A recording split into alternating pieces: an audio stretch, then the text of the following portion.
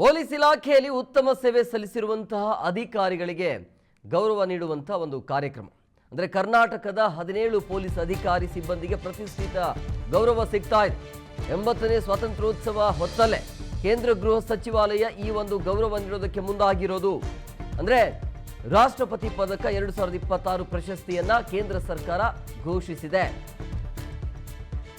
ಅಂದರೆ ಸಿಸಿಸಿ ಅಧಿಕಾರಿ ಎಚ್.ಎನ್. ಧರ್ಮೇಂದ್ರ ಅವರಿಗೆ ವಿಶಿಷ್ಟ ಸೇವಾ ಪದಕ ಅನೌನ್ಸ್ ಆಗಿದೆ.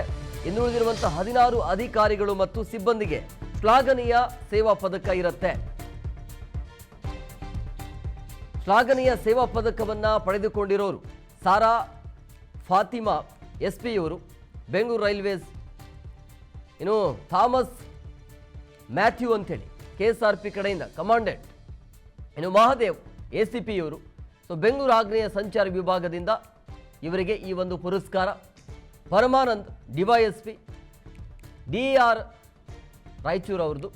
ಷಣ್ಮುಗ ವರ್ಮ ಮೈಸೂರು, ಸೊ ಪೊಲೀಸ್ ತರಬೇತಿ ಶಾಲೆ.